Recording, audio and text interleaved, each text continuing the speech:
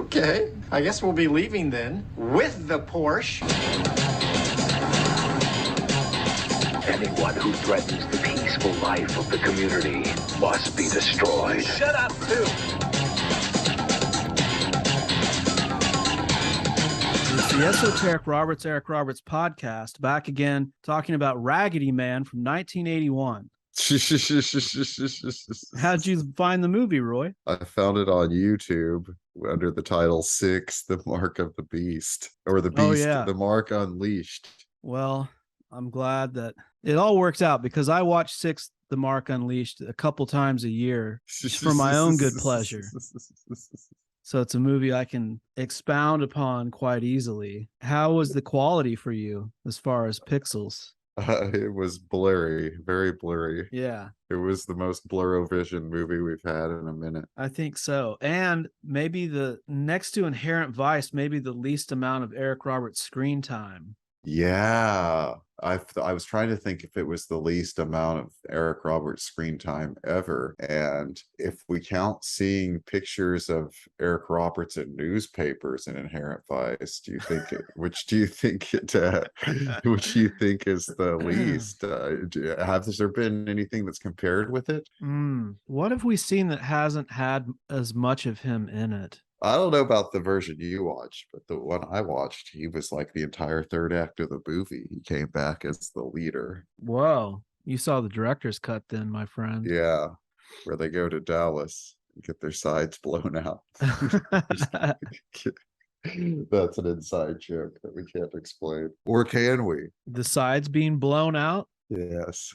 I don't know. That might have to go behind the paywall. We knew a man who was perhaps not in his right mind, and we had two friends that went on a road trip to Dallas from Oklahoma City to see a movie. And one of the guys, well, in fact, both of the guys turned out to be homosexual, but one of the guys was largely believed to be homosexual. And we were talking about their trip to Dallas to this guy, not all there man, and he started laughing and said that one of the guys took the other one to Dallas to get his sides blown out, which was his way of saying get a blowjob.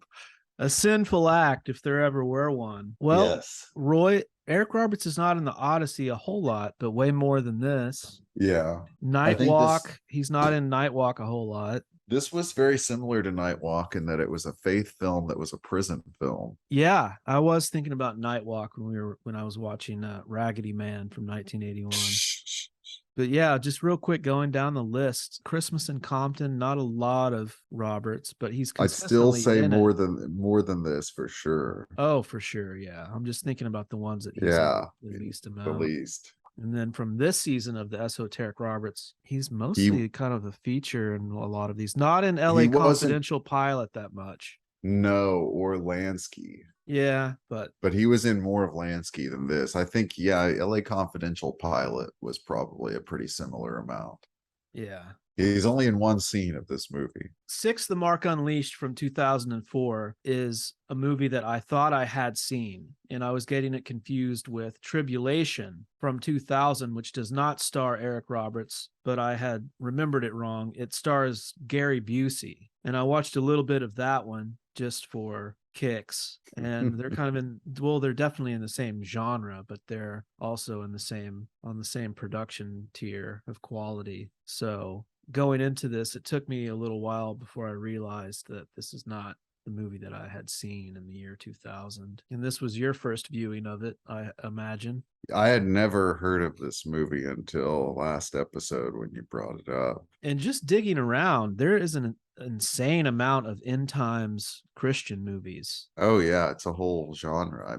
It's a whole genre. I knew about the Left Behind stuff. I knew that those books were a smash and that they adapted all of them. Kirk Cameron was in some of those. I just didn't realize that there's like a whole bunch of other ones. They made a comeback with the Nicolas Cage movie, right? Yeah. I forget what is that called? Knowing? Oh, I thought it was a Left Behind. Oh, movie. yeah. You're right. He was in another kind of apocalyptic movie called Knowing that was more secular. But yeah, that's right. I guess they would have remade Left Behind with Nicolas Cage, right? I think so. Yeah, from 2014. Interesting. You ever see that movie? No, I saw the original Left Behind, I with think. Kirk, right? Yeah, I think I Yeah. watched it with our buddy Lustin Jaker pretty recently. I'd Oh never yeah, the seen him guy that went before to that. Dallas. No, Oh, sorry, different guy. Got that that confused. was Stott Rolled I get and my Buseys and my Roberts confused Bosch sometimes. Likert. Yeah.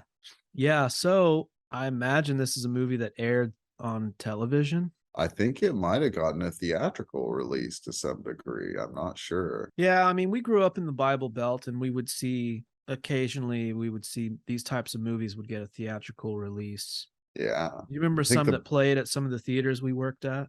oh yeah. And you forgot some too. Like we had that Eric Roberts movie that Mercy Streets. yeah, that you didn't remember we had and we watched Uh-huh. there. We Yeah. also had was Carmen the Champion also a faith film starring the singer Carmen, the Spanish language singing. Yeah, I've seen some of one of those Carmen movies, but I didn't see it in the theater. I think we had that movie, Carmen, or The Champion, starring Carmen. Or maybe we just thought it was called Carmen the Champion because his name was in the same font as the title and above the line. Man, that's an interesting guy. He's a guy who he beguiled me as a kid. I had some relatives who were big Carmen fans and they weren't allowed. They didn't have televisions in their homes. They just Wow. had monitors and VCRs. Whoa. So they were like a TV, but they had no connection to, they couldn't watch anything that was being broadcast. They're kind of like they were the original cord cutters. They were the OG cord cutters. So it's Carman. That's how Carman. you, Carman, There's a Carman in this movie. whose full name is Carmelo Dominic Licciardello, known by his stage name as Carman, from Trenton, New Jersey. Oh. And he is 65 years old. Interesting. That's strange memories of Carman. I have almost none. I don't know that I ever heard of him before we had that movie. Then all of a sudden, like my kind of awareness of him like came exponentially larger as I guess going from 0 to 1 would be. But suddenly, like I felt like I kept hearing about him different places. What are some of your At favorite church and stuff. How about stuff like the Power Team? My Those guys? familiarity with the Power Team is that I've never saw them. Did you ever see the Power Team? No, just video clips. I've heard about them. Like we have in our hometown, there's a big First Baptist church, and I think the Power Team would like go there and do a show or something, maybe, and people would go. Yeah, they'd like rip phone books in half. Yeah, I never actually saw them myself. I remember also, well, I was at that church recently because we have a friend whose brother passed away, and the brother apparently knew tons of people. And they so they had his funeral at this like massive First Baptist church. Yeah. If it's the one I'm thinking about, it was in the line of the tornado, right? During a bad storm some years ago. Maybe I don't remember. I think it was spared. That was one of the big stories. Miracles. The big miracle story of a big storm from a year that we talk about a lot on this podcast, 1999. Oh, There was a was tornado. it on the path of that? Interesting. Yeah, that was a big tornado, and we got out of school because it destroyed our hometown had 2 high schools. Nowadays I think it has 3, and the other high school had massive damage to where their kids couldn't go to school, so we got out of school too. Yeah, it was a crazy last couple months of our senior year. Weird times. That was at the beginning of the faith film boom. I feel like 'cause that's when you had the Omega Code. Yeah, that's another end time with Casper Van Dien. Yeah, and that had a big theatrical release. Yeah, I actually did see that at the theater. I think even its sequel got a theatrical release, Megiddo, the Omega Code 2. I've always kind of been obsessed with eschatology, and I think it started when I was a little kid. My grandfather gave me a copy of The Late Great Planet Earth by Hal Lindsey, which was kind of an interpretation of end time stuff. Not by Norman Lindsay. No, Carman Lindsay, maybe. So this was kind of an obsession of mine. And that was one of the reasons why I got into the movie Saved by the Light was I had read the book before the movie because I was obsessed with the prophetic visions that Daniel Brinkley had. Man, Eric Roberts is really a pantheistic film champion. Like here we have him in the Christian movie, we've had him in the Muslim movie, we had him in the New Age movie. Yeah. And I guess best of the best, it's not really Buddhist. There's No. some, well, they have the New Age coach in that, the Yeah, spiritualist lady. I don't think we can call that a faith film, though. Not in the same. Not at all. No. Not even as much as Six Gun Savior, which was also not a faith film. No, I'm just thinking of all the different religions that he's touched on in his filmography. Oh yeah, there was the Buddhist character in Best of the Best, the guy that was on Touched by an Angel. Of course, he played a pagan in the Odyssey. Yeah, you're right. We'll leave out our pagan audience members. The opening credit of Six, The Mark Unleashed from 2004 is for christiancinema.com presents, which no longer exists. I tried to go to the site. It is not currently active, but somehow they put up the money for this movie, I would guess, or helped get it made. And then we have a series of quotes. You remember the quotes? Well, they're by such luminaries as Hitler, Lenin, Ralph Waldo Emerson. And Pontius Pilate, who said, "What is truth?" Yes. Yeah, Ralph Waldo Emerson, the Antichrist. Well, I think that some people do. The Antichrist could be defined as anyone who denies that Christ was totally human and totally divine. That's right. An essence, if you will. And I think that some people view the transcendental movement as being, to some degree, the Antichrist. Yeah, I mean, it was pretty secular, pretty worship of nature in essence. Although there's some worship of nature talk in this movie. Yeah. To some degree, but I didn't find it too. You'll have to remind me of that when we it's later on. Come upon it. Okay. Also, speaking of other Eric Roberts films that were very religious, I rewatched Heat and found that Samantha Fork, I think her name was, lady that was his wife in Hitman's Run. And she was, it took me like a lot of time into the movie to find her. She wasn't, in fact, the wife of Tom Sizemore, someone as we theorized. She was, let me see, I think I might be getting her name wrong. Got Hitman's Run really fast. Oh yeah, her name was Esteban Powell. No.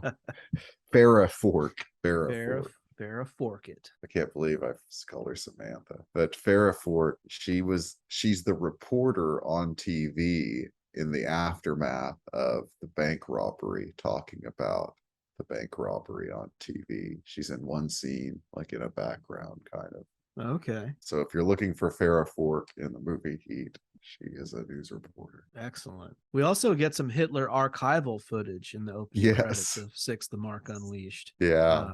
In the Hitler quote, "The great masses of people will more easily fall victims to a big lie than to a small one." And Lenin saying, "A lie told often enough becomes the truth." I forget, was there? Yeah, there was some Lenin footage, right? I believe so, yes. No footage of Pontius Pilate. Or Ralph Waldo Emerson. No. Or David Bowie as Pontius Pilate. So then we have a male narrator reminiscing. I think he talks about the Gulf War. Then he mentions another historical thing we all remember, the Second Great Depression. Which at some point when they say it, it sounds like they're saying second grade depression. I remember it's right here. I remember second grade depression. I had to like rewind it a few times. Like, oh, second grade depression. And we have this woman who's a guide who's explaining how this implant works. Played by Lee Scratch Perry. No, Lee Seunghai as Beautiful Woman. And Lee Seunghai had an interesting career. She, I think, maybe was a Playboy model, and then she was in a lot of things as like a pretty lady. And she was in, I came across a movie she was in called Richard III, based on Shakespeare's Richard III from 2007. And it has David Carradine as Buckingham, Sally Kirkland, who in fact was the New Age lady in Best of the Best as Queen Margaret. It has Maria Conchita Alonso. It has Richard Tyson, and it has Danny Trejo, all in a Shakespeare movie. Tyson had been in one of the Roberts movies we discussed. I was thinking about him just the other day and how we had a discussion about him. I can't remember the film. Ooh, let's think about this. Which one had Richard Tyson in it? It wasn't like, was it one of the recent ones? No, I think it was some time back. Was he in? Pretty sure he wasn't in It's My Party. No, maybe not. Oh man, which movie had Richard Tyson in it? You're gonna make me pull up. Is he in The Expendables? He should be, but I don't think he is. I mean, maybe I'm imagining it, but I know we talked about him in connection with something. Let's see. Richard Tyson wasn't in Star 80. Oh, he's in Hitman's Run. Oh, is he? I feel like he was the heavy in that. No, that was that guy that played Sonny Red in the movie. Yeah, but his son, or there was a younger Damian heavy. Chapa. It says here that Richard Tyson is in Nightwalk. Oh yeah, he's a guard in Nightwalk. That's the one he's in. Okay. He's the one talking about his kid's birthday party or something in like the camera panel. Okay. He's like the surveillance guy footage.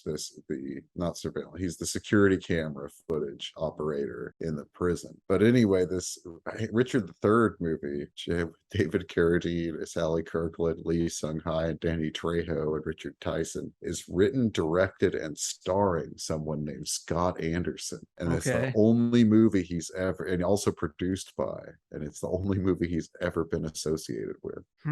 That's pretty crazy, huh? Yeah. Maybe there's an Agresta connection. But maybe it is Agresta. But Lee Seunghai, she hasn't been in anything since 2009, but she had quite an extensive career. She is credited in this as the beautiful woman. Did you say that? Yes. She's the voice. She's the lady we see with distorted voice on some evil voice distortion to make her seem more satanic.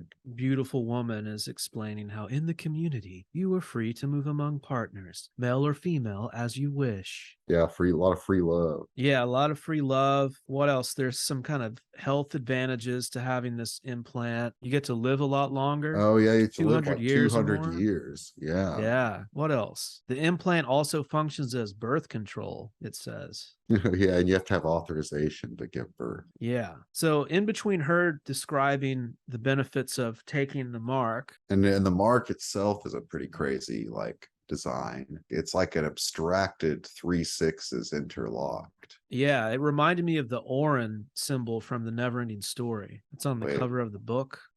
Oh yeah, you're right. But what were the names of the demons in Six Gun Savior? Oni. Okay, they weren't the Orins. Yeah. Wouldn't that be sweet if we made that connection? Yeah, but we didn't. We did not. Roy, you ever been in a polyamorous relationship? No. Me neither. I don't need a chip. Even if I had, I would say no. Yeah, I don't need a chip to tell me I can do that or not. You know what I'm saying? Yeah.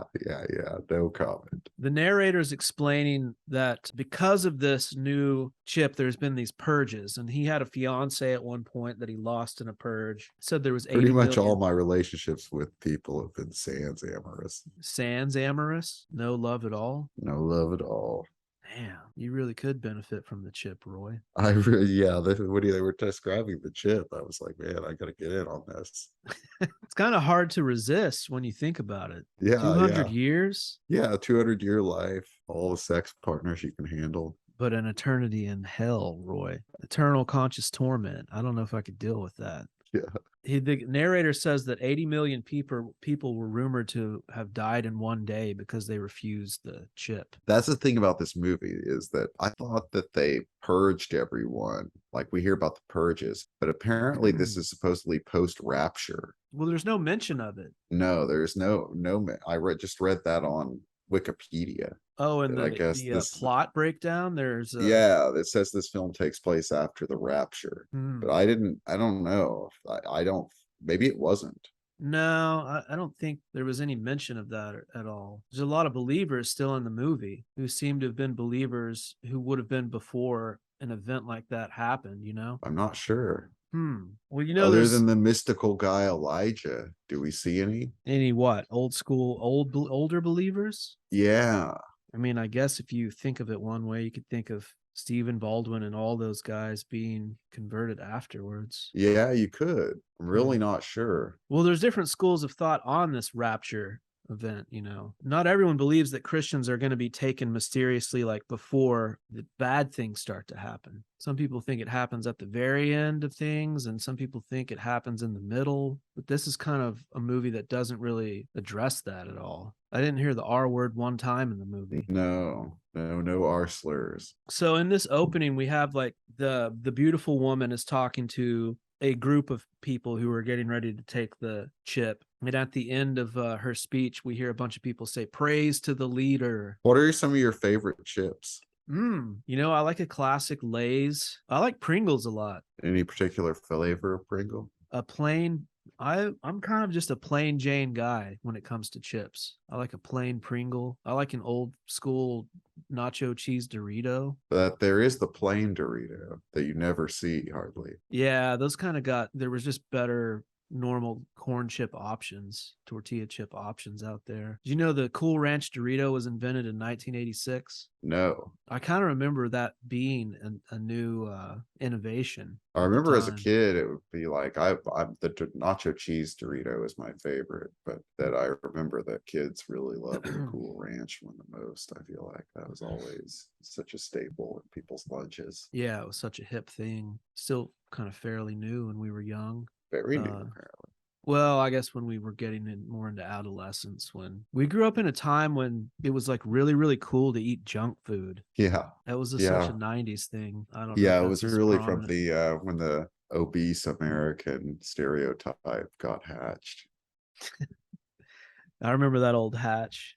How about New Coke? I have no memory of New Coke as a phenomenon. I think that Really? I was just a little too young to have been noticing that. Yeah, because that I think I would have been definitely 85 or remember it. 84. I definitely remember New Coke. You remember the taste of it? No, not really. I remember that tasted pretty much the same to me. Maybe not quite, but I don't really remember. Now, is the thing is that like on Norm Macdonald said on something that pretty much what happened is that all Coke is New Coke now, but is New Coke where they tried to take out, so according to him, New Coke would be them just removing sugar, moving away from sugar. But Well, it I was thought, that, but it was also there was a new recipe. It had different notes and flavors in it. oh, really? But the conspiracy theory, it's not really conspiracy theory, just the conspiracy that happened was they took away all regular Coke, which was made with sugar, and then they introduced New Coke, which is a different recipe, but also probably made with high fructose corn syrup. Then everyone Mhm. hated it, so they go Mhm. back to regular Coke. But when they reintroduced regular Coke, it wasn't made with sugar anymore. They kept the It high didn't tell fructose corn anybody. syrup. Yeah, it tasted the same as old Coke or similar enough for people to not really go crazy, but probably much more unhealthy and different. Yeah, there's another product they've discontinued over time, which is caffeine-free regular Coke. That you can only get caffeine-free Diet Coke. But I remember as a kid, my great aunt and uncle, they'd always have caffeine-free regular Coke around, or a lot of the time they would. Weird. And that had a pretty decent flavor. It wasn't quite regular Coke, but it was close.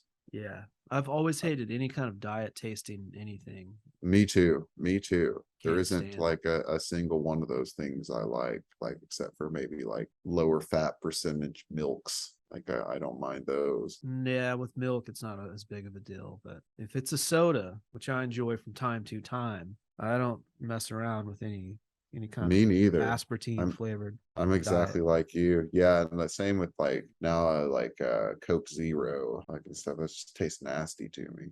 Yeah. So next in the plot, we see these two car thieves, Brody and Jerry. Brody, I would describe as having a kind of Dawson's Creek middle part blonde haircut. Jerry kind of has a shorter, late 90s messy haircut. Yes, and they're played by David A.R. White, who would like you to know that he no longer wants to be called David A.R. 15 White because of the recent shootings. Because of the great race wars of the past years. Yeah. After the Second Great Depression and those race wars, I can imagine he wouldn't want to be called that. I guess you're not a sports fan, but there are a couple of people like there's on the LA Lakers, there's the former Oklahoma Sooner player, Austin Reeves. Yeah. Who is not a very like famous player, but I guess he's number 15, and one of his nicknames is AR-15 because his name's Austin Reeves, and he put out like a statement requesting to no longer be called that, so he wouldn't be associated with the shootings. I see.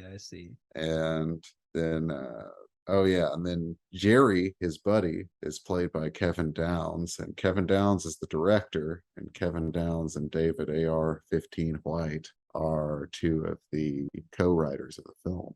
Oh, okay. That's news to me. I didn't really dig into I didn't make the connection of the director and the actor. Oh yeah, and they Just would now go seeing on him in the to cast. extensive careers in Christian filmmaking. Cool. This was kind of, I think, maybe, I don't know, let me look really fast. I don't think this was the first one they did, but it was close. And then they've gone on to like do quite a few. Yeah, the director Kevin Downes has only directed 3 films, he did an episode of a show called The Encounter in 2016, but then 8 years after 6, The Mark Unleashed, he directed a film called Amazing Love, so it was his first one. But then he's acted in a lot of things and still acts, and seems largely like they're in Christian films. David A.R. White is also in a lot of the same films, but some other ones too. Oh yeah, he's a big producer of Christian films, it looks like, and he's directed more things at this point than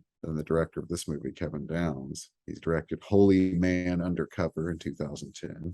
He directed a movie of The Encounter, and then also an episode of The Encounter. He directed Me Again. He directed The Book of Esther, and he directed Redeemed. Nice. So a big faith filmography.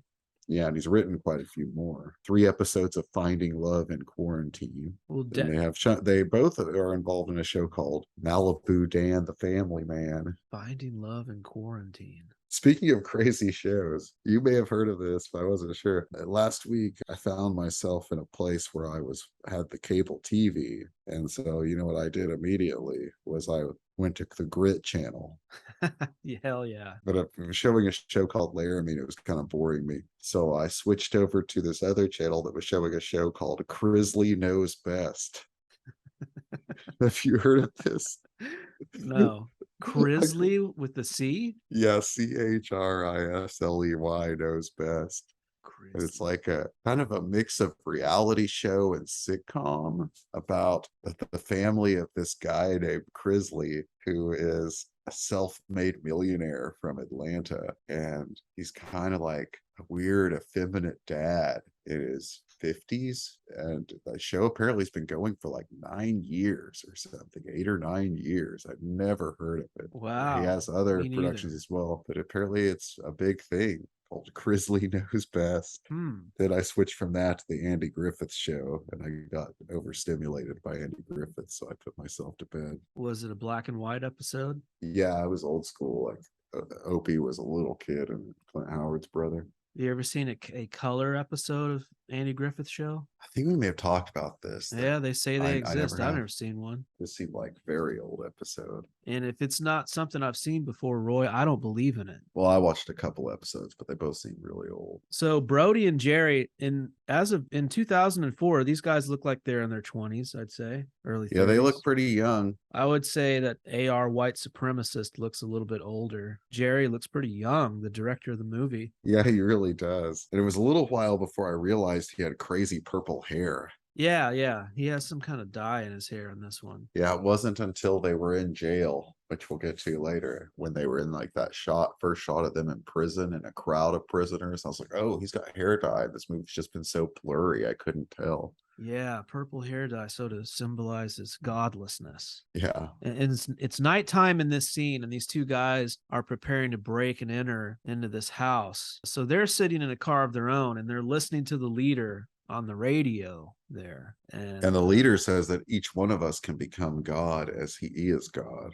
Yeah, so these two guys are having a discussion about that. Jerry seems kind of into the leader, and Brody is like, you're crazy. Jerry's the more impressionable guy throughout this. Yeah, he is. Yeah. And you can't fool Brody. No. So Brody's the guy who uses some kind of a stolen ID card to break into this home, or a card of some kind. And inside is a Porsche that he steals, and they follow each other out. And the next thing we see is a dark, closed bar. And this is where we meet Eric Roberts as ostensibly a bartender. When you first see him in this dark bar, he's like wiping the bar down and he pours himself a drink, but all the lights are off. I can't remember what he looks like. Kind of normal, shaggy haired. He's pretty normal looking. And Yeah, looking like I a can't little remember what he's bit, wearing. he's looking kind of, if you think about how he looked in those films from 99 and how he looks in 2004, he looks like he's aged quite a bit in those 5 years. He's in his glasses. Well, this was around the time of him being on Celebrity Rehab and stuff, so maybe that kind of wore him down. So I'm scrubbing through the movie now. Well, there's a line in this too where I'll get to it, I guess, Well, that reminded me of his rehab and It's drug problems. Roy, it's very dark and very pixelated. Yeah. But it looks like Eric Roberts is just wearing like a button-up shirt. He has kind of shaggier hair and he's wearing glasses. Mm-hmm. So not too outrageous or crazy. But his character's name is Dallas, and he's like a smuggler or a fence. Yeah, like a black market fence kind of guy. Yeah, he's a black market fence. And Jeffrey Dean Morgan is a smuggler named Tom, or a bootlegger of sorts. Yeah, and this would be pre-fame Jeffrey Dean Morgan. It's pretty much he and Brody and Jerry will become the leads in the movie, but he's pretty much the lead of this movie is Jeffrey Dean Morgan. Yeah. Who had been around a long time in smaller roles and things, but this would be good, 5 years before he'd be in Watchmen. Yeah, and now he's a big deal. So his big breakout came a year after this in Grey's Anatomy. Oh, which he was, I think, a featured player in. And then, yeah, he would be in The Watchmen and then The Walking Dead. He was big on The Walking Dead. Nowadays, he has that show The Boys. Yeah, so he really... I know how you like The Boys.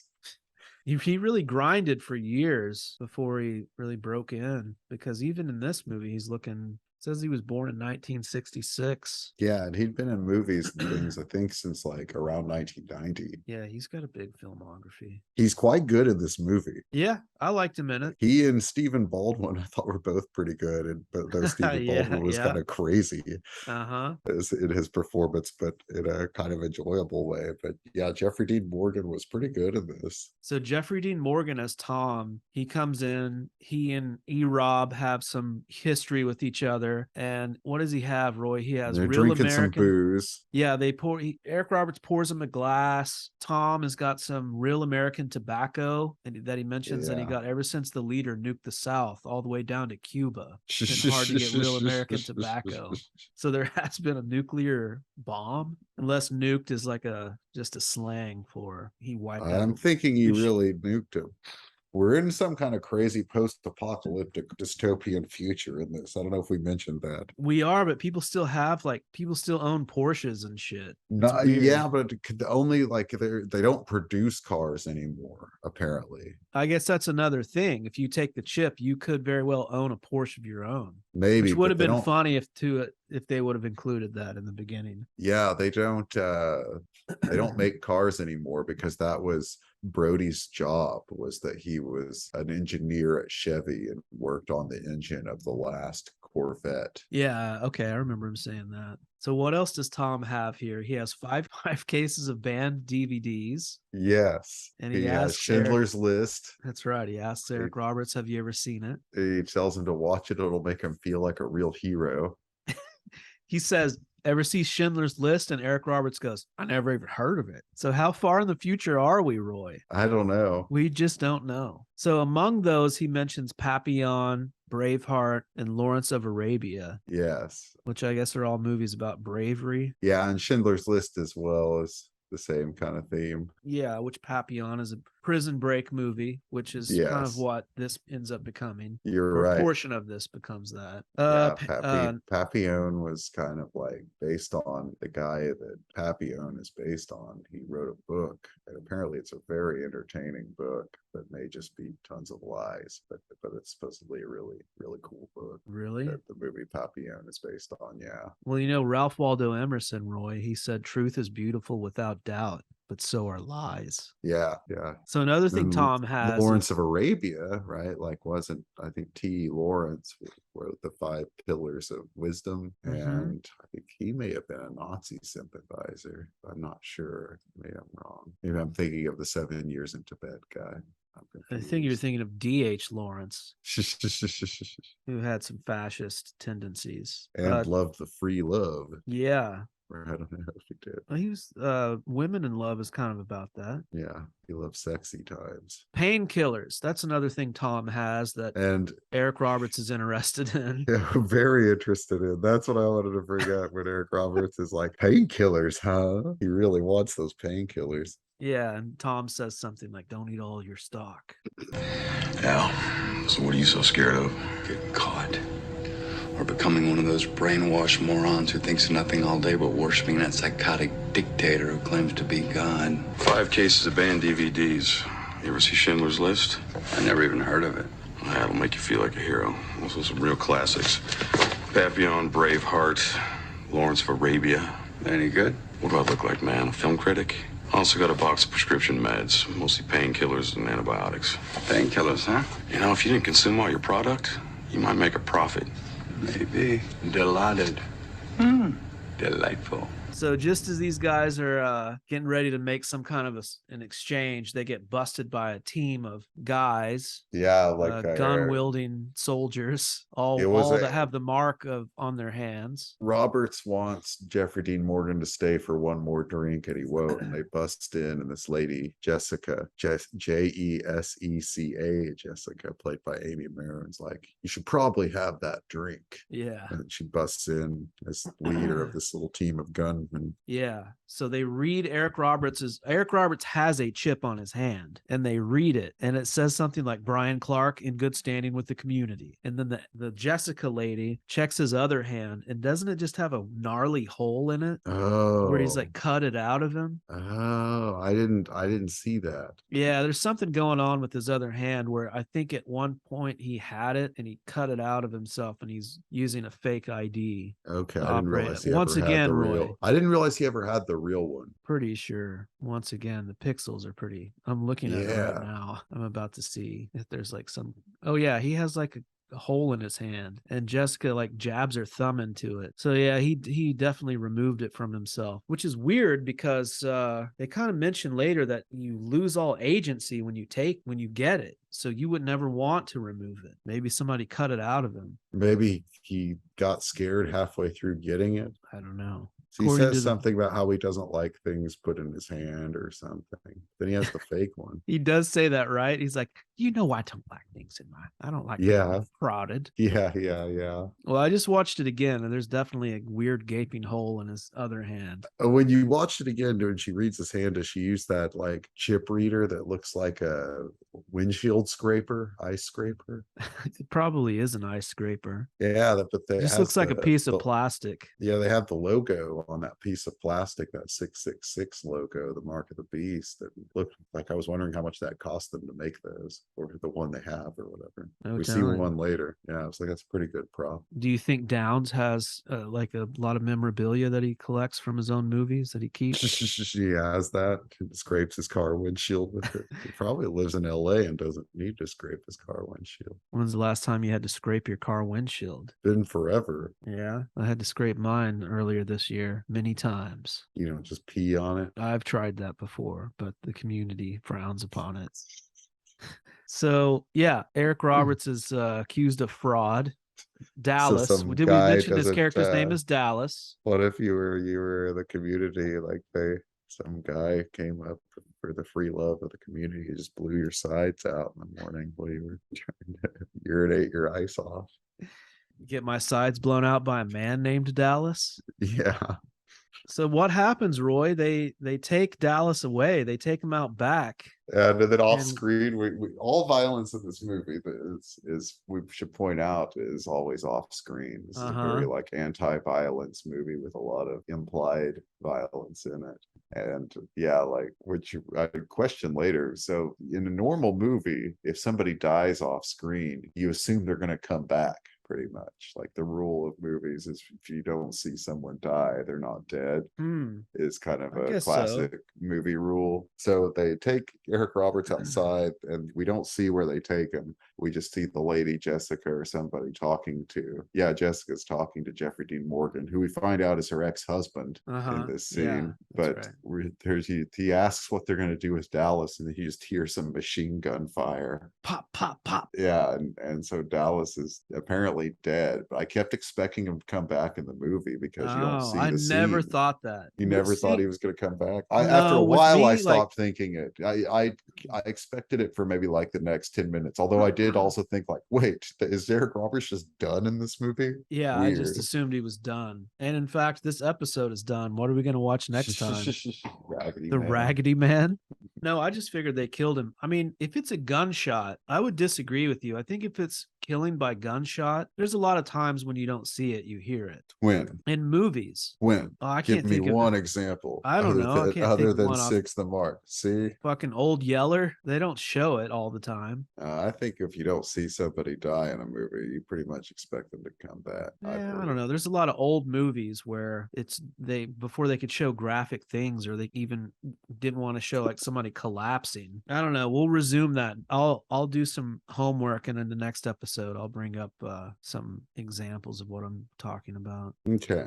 Or maybe I'm just dumb and just assume that there was going to be no more Roberts. At any rate, you were right to assume it, because there is no more Roberts in this movie. So the ex-wife tries to convince Tom to take the chip. He can have his old job back. We find out that he was a cop. Yes. They give him his job as his cop, and he's like, I've been offered this before. I don't want the chip. And so she's like, no.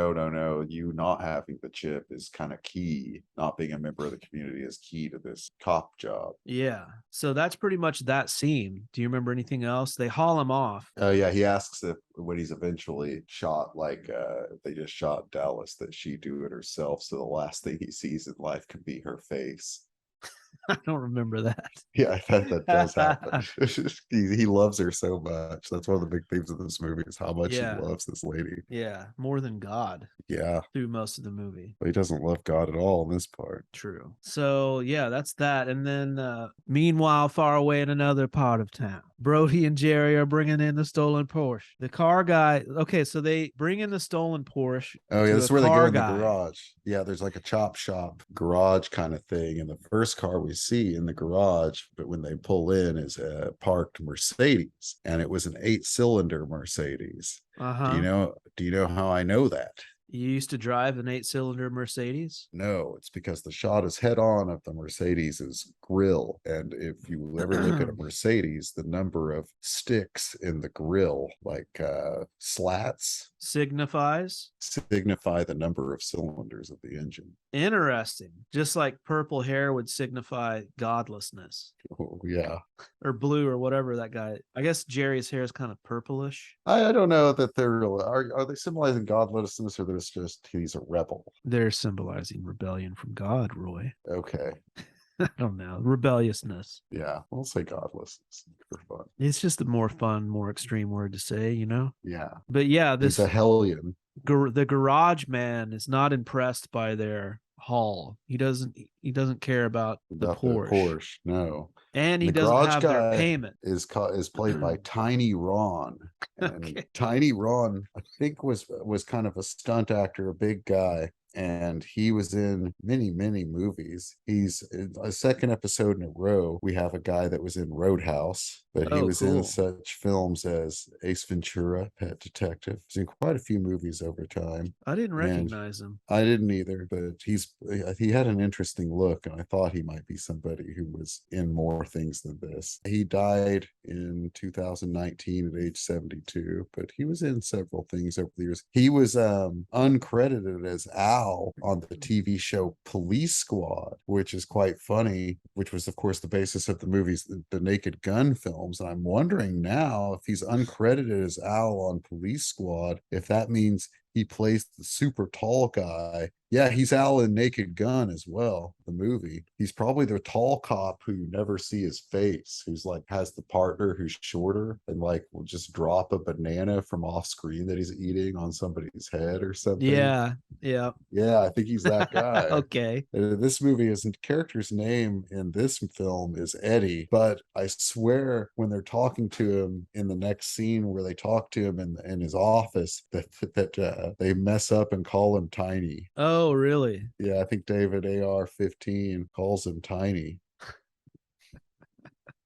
David AR-15 kind of looks like the scary German guy in Die Hard, doesn't he? Yeah, he looks like a lot. He also ho reminded ho me ho of, ho! I have a machine gun. yeah, he looks like a weird slickster these days for sure. He's got a nice late '90s, early 2000s butt cut going on in this one. Yeah. So This whole scene also has some great acting by the director Kevin Downs, yeah, where he's like, "Fine, I guess I will be leaving now with the Porsche." yeah. Didn't he kind of remind you of the kid from Hitman's Run? Yeah, Throughout the Esteban whole Powell movie? for sure. He Some of them, definitely did. yeah, and this is in that moment in the early thousands, late '90s with that. This movie has insane techno soundtrack. Oh yeah, I was going to bring that up too. That's right after this. We get a great example of it. Yeah, some drum and bass, Y2K chase music is about to come up. Yeah, all at a magic hour chase where the police chase our carjacker heroes. But the just music in this film was done by Mark Fantini and Stefan Fantini, who spells Stefan with 2 F's. And they've gone on to do quite a few things over the years. So they're have an brothers? extensive career. I would assume so. I would assume maybe they're chemical brothers. Maybe they're 2 guys who like to go to Dallas. The brother's gonna work it out. But they've done like a lot of things like Criminal Minds, Army Wives. The music wasn't terrible in the chase scene, at least. Yeah, there's some fun. hilarious, uplifting tones that we hear later on during I moments remember of thinking later that I faith and wish there was conversion. more of the weird drum and bass and less of the other stuff. Yeah, true. Well, before we get to this chase, though, we'll set up that Tiny Eddie guy ends up having a chip on his hand. Yeah. And so he starts trying to convert the 2 guys. But as he's trying to convert them, sirens are approaching. So he turned them in, I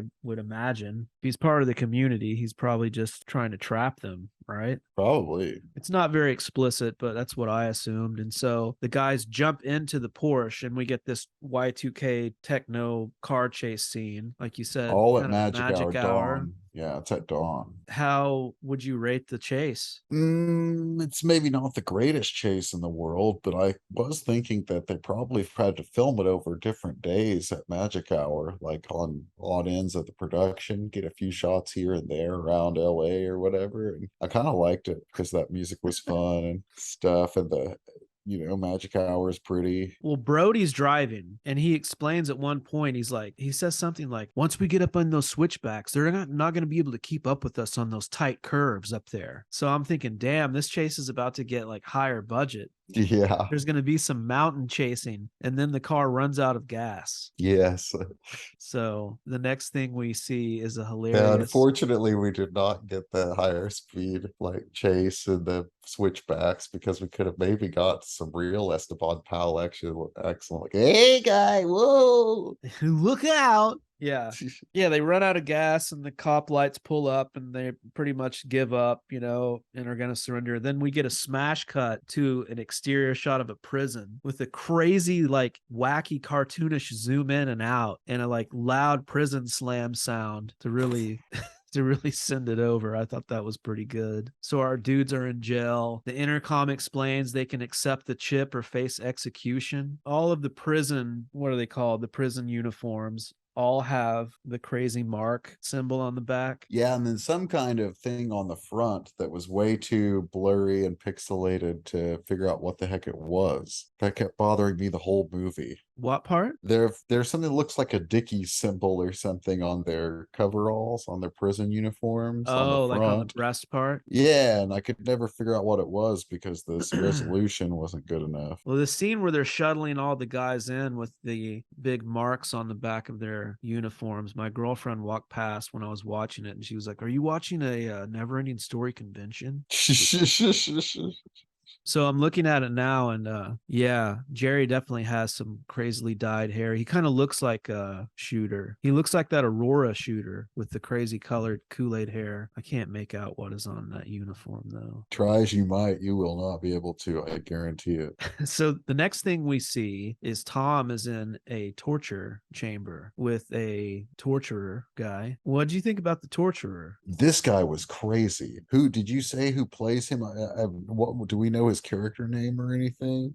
Would like to know who plays this guy. I've not seen him immediately. Me neither. The torturer guy was kind of like very much in an Uncle Fester mode. And Yeah. and he's bald and just crazily pale. Yeah, he looks like a Star Trek guy. Yeah, it like looks a bad like guy on Star Trek. It looks like they colored him or something. Like it's like I don't know how they did it because it looks real too. Like he's paler than everyone else in the movie by like 2 or 3 shades. So they must use some kind of makeup and done a pretty decent job or something. But it was very strange. Yeah, I mean, maybe he is credited as a prison guard captain or a prison guard or something, but there are no pictures. A lot of these cast guys don't have pictures. We have a guy named Foley. Who is that? But anyways, it's kind of he's hooked up to a futuristic device that basically simulates insane torture, like his skin being torn off or being burned alive. And the torturer is operating it with a little remote control. And he's a sadistic torturer that enjoys torturing. Yeah, he loves it. Jeffrey Dean Stanton,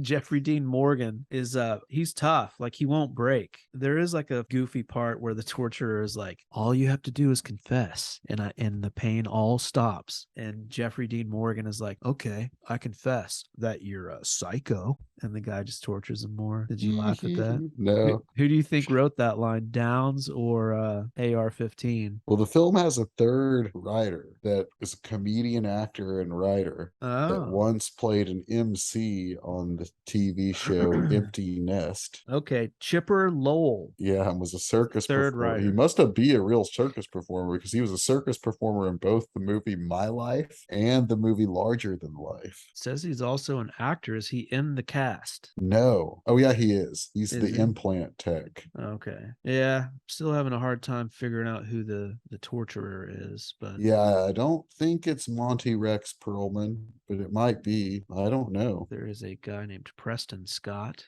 I don't remember a character named that. Anywho, Played by Brad Heller. they torture the hell out of him, Roy. We cut in and out of this. Like we keep going back. Like we cut away from the first torture scene, and then we get our first guillotine scene where a bunch I of think it could potentially be this guy, Preston Scott guy, but I'm not sure. Brad Heller, he is the torturer, but I'm not sure. He doesn't seem like the kind of character who would have a last name. I feel like it's him. I'm looking at a picture of Brad Heller. Yeah, I think it might be him. Yeah. I'm imagining him with the bald cap and Uncle Fester makeup. I'm going to say it's Brad Heller and be done with it because this is the Facts podcast. So we have this guillotine scene here where a bunch of refusers of the chip are led Oh, up yeah. to, And the torturer said he likes torturing Jeffrey Dean Morgan more than torturing the Christians because the Christians are always forgiving you while you're torturing them. Yeah. Real drag. Which kind of that comes back at the end as well. It does. Yeah,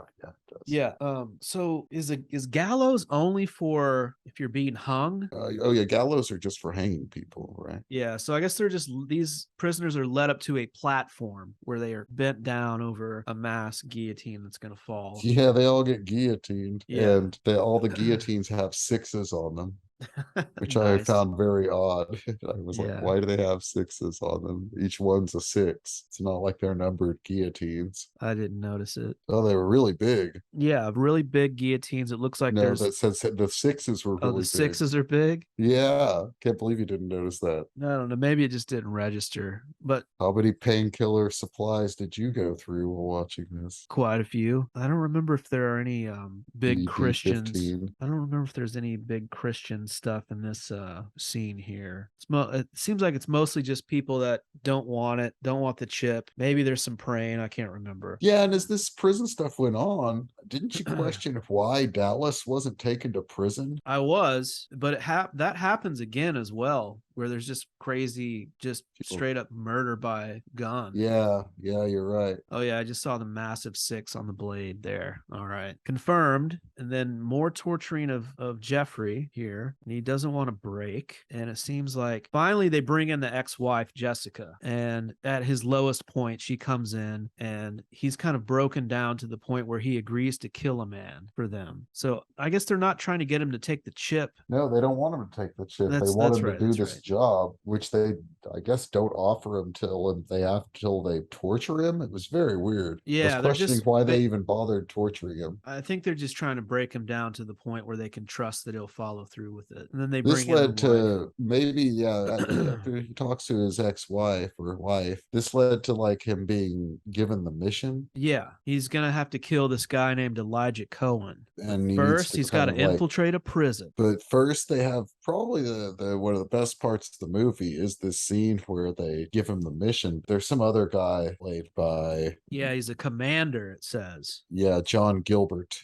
So I don't believe we ever meet the leader who passed away last year. Yeah, we only hear his voice, I think, on that thing where he's preaching. Yeah, see, we never. But at any rate, up close. The commander's talking about all of like the qualifications Jeffrey Dean Morgan has for the job, giving you his backstory.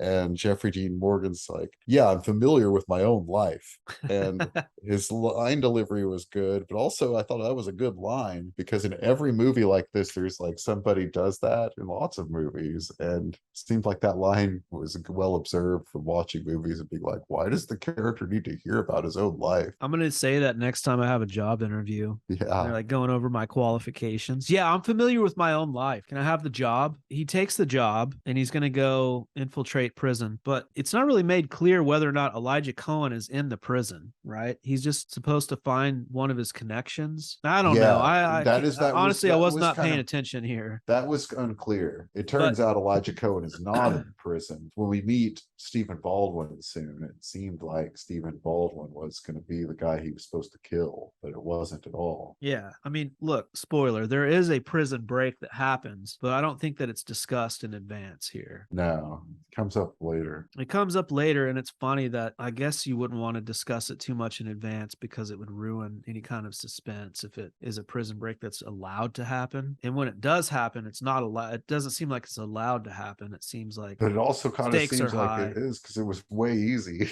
He puts a guy in a headlock and puts him to sleep. They just wander around. They get out of the cells really easily and just wander around the prison. Other people get out of their cells and talk to them. I just chalk that up to low budget and not really thinking it through. But yeah, I don't know. I thought maybe they were allowed to break out, and maybe it wasn't supposed to look like they were too allowed to break out. I don't know. Yeah, I don't know either. It doesn't make for a very suspenseful sequence. I know that when we get to it. So from that, especially since we're told well in advance by Stephen Baldwin that they're going to break out successfully, and he's like psychic in the movie. Oh, right. Okay. So we're about to meet him. So first thing we see are Brody and Jerry in a cell that's covered in graffiti of Bible verses. Yes, all from the book of Romans, apparently. Is that in Brody and Jerry's cell with the Roman stuff? Okay. Yeah. And so there's this discussion over all this. And apparently they've seen the insides of other cells because Jerry doesn't know what they're from, but Brody sees the word Romans on the wall and explains to him that's a book of the Bible. And they say that all the cells seem to be covered in this like Christian script from scripture graffiti. And the font is very crazy looking. Yeah. It's very graffitied out font. That's very weird. Even through the pixels, I could study that a little bit. Yeah, you could actually read some of it, unlike other things in the movie. Here's another strangeness, Roy. The version of Six the Mark Unleashed that I watched was uploaded in 2016 by the username is in Arabic. Oh yeah. But if you look for it, strangely, I looked for it a few different times, and one of them I found that had only been uploaded like 4 days ago. And it was a much higher quality version. Damn. And I watched like 10 minutes of it and then got interrupted and was like, I'll save it on my YouTube and come back. When I came back, it was gone. Oh, must have gotten busted. And then I searched again, okay, and I found it again, one that had only been uploaded like a month or two ago that was higher quality, but it was a Spanish dub. I found these things as well, except for the high quality one. And I swear I watched two different versions that were both low quality. Yeah, it's a I know. weird it's what a crazy movie that exists on YouTube in all these different ways. Like if I look it up and I'm not gonna mess with that right now. Why not? I've already wasted enough time. Damn, I really wish I would have watched that high quality one. There's one from 6 months ago. Yeah, the one that looks really good is in Spanish still. It was uploaded in April, so not even 6 months ago. Interesting. Brody and Jerry have kind of a discussion about God, and Brody's pretty cynical. He says if God even exists, he murdered his own kid. Yeah, they're talking about God the didn't. yeah, it's like he murdered his son. Yeah. Yeah, and God didn't come to help those losers who got their heads chopped off. Yeah.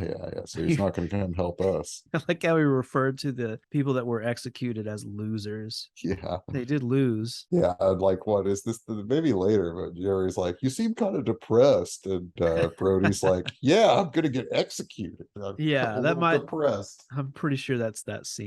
So Yeah. then we move into another cell where we see Tom, and he's having a dialogue with a hidden cellmate, someone who's hidden in the shadows on the lower bunk in a dark Interesting. cell. I almost So- thought he was just talking to himself and didn't Well, I did- realize he had a cellmate. I did too for a minute, and then the cellmate kind of gradually reveals himself to be Stephen Baldwin Yes. as Luke, who is He's in trying. very Stephen Baldwin-y form.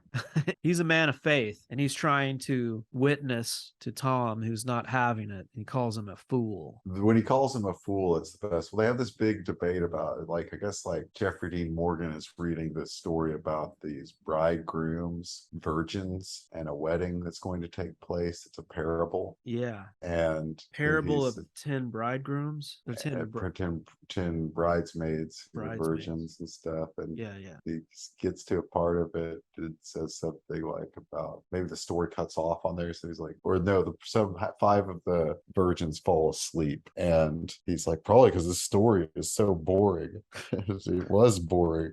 Then Stephen Baldwin appears from the shadows and asks him what he thinks the story means. And Jeffrey Dean Morgan starts breaking down his analysis of this parable. And Stephen Baldwin just like, you're a fool, Tom.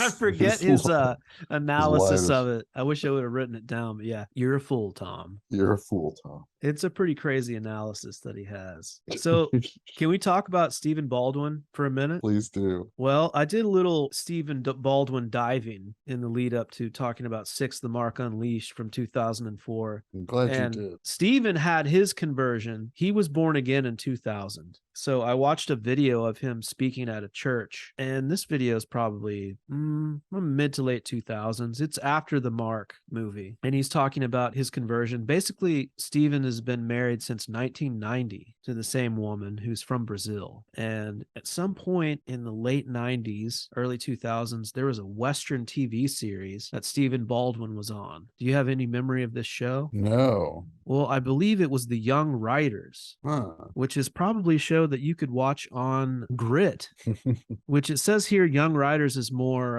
from the late 80s, early 90s. So this would have predated, this would have been before the big Stephen Baldwin 90s movies, such as Posse, the Western. Was he in Posse? Yeah, he's the white guy in Posse, the white member of Posse. Oh, I never saw Posse. You never saw Posse? No. You maniac. I don't know what to tell you. I never saw it. Yeah, he plays Little J. And the thing about Posse is the villain is the racist Billy Zane, but then all the heroes are like black dudes. It's a black cowboy movie, but one member of their gang is white. Stephen Baldwin. You know what? Here's what I really think that it was, is a show from 1995 called Legend, which is a science fiction Western series that ran on UPN. Whoa. looks like only for one from April 18th, 1995 until August 22nd, 1995. Sounds like a UPN show. It starred Richard Dean Anderson. So this would have been Whoa. probably before the Stargate series that he Definitely rode that before, train for a 'cause long that's time. before, that would be before the movie Stargate. Yeah, anyways, Baldwin was living in And just months before, that would be like, right, what, it got canceled probably like the month before Usual Suspects came out. Usual Suspects probably came out in yeah, August that's a or September. 95er, right? Yeah, from right around that time of August, September, somewhere in there. So his wife, he's living in Arizona and he has kids. Also, did you know that Stephen Baldwin's daughter is married to Justin Bieber? Yes, we discussed this, that his, well, we would at least discuss that his daughter was kind of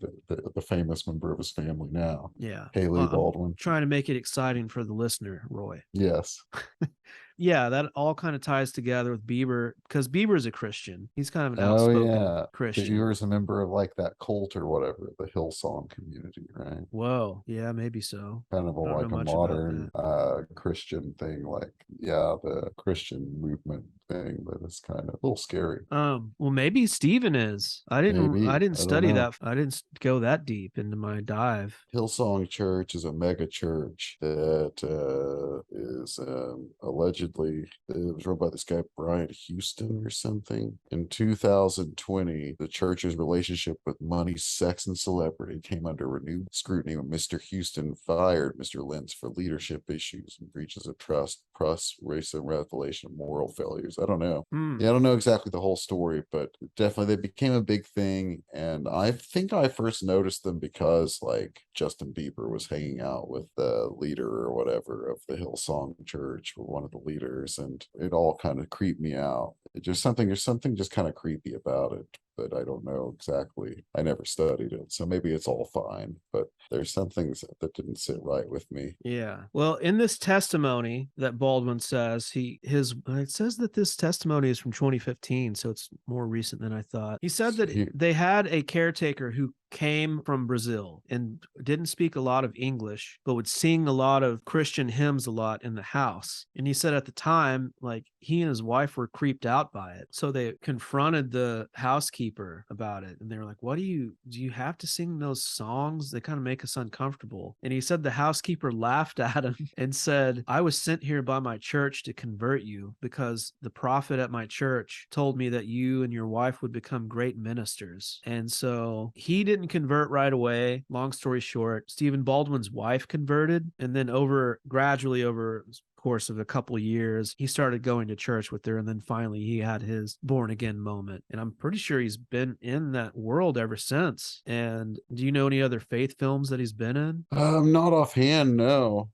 Yeah, this is like I don't know the last time. This could be like the most recent time I've seen Stephen Baldwin in anything. Well, I would urge anyone listening to this to look up Stephen Baldwin's testimony on YouTube. And, he's been in a lot of faith films over time, a lot of Christian movies since this. Just looking at I've seen him in something. He's in maybe the first one of the Jesse Stone movies with Tom Selleck. Maybe the best one. Oh, he's pretty good at it, I too, could see that as a weird, grudgy hitman. I could see that. He also mentioned September 11th as being a kind of thing that made him start wanting to go to church with his wife. And so right around 2000, 2001, he started getting into this world. And look up this testimony because, man, like, he's just so corny, Roy. Like, it almost feels like his speech was written by one of these guys that wrote Six the Mark Unleashed. Like, maybe Chipper Lowell helped him with some of his jokes that he cracks in this testimony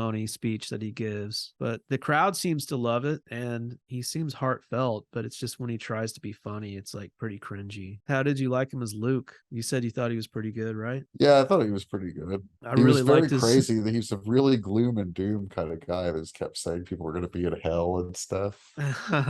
Yeah, I really liked his delivery of "You're a fool, Tom." The scene of them in the bunks there's multiple scenes of Jeffrey Morgan and Stephen Baldwin in this cell, but the scene reminded me of Biodome, of the great Stephen Baldwin film Biodome with Pauly Shore, where they have to sleep in that janitor's closet throughout most of the movie, and they make these hammocks. Once I saw that at the theater on my birthday in like 1994. What year is Biodome from? It's from 96. Okay, I saw it at the theater on my birthday on 1996. And it's currently on Tubi, and I watched it the other day Oh, really? How and was quite it? enjoyed it. I don't remember liking it too much. You know who's in that is Andy Dick. Yeah, he is. You know who else is in it? Kylie Minogue. Oh, crazy. She's one of the Biodome crew girls, and her Oh, character's name is damn.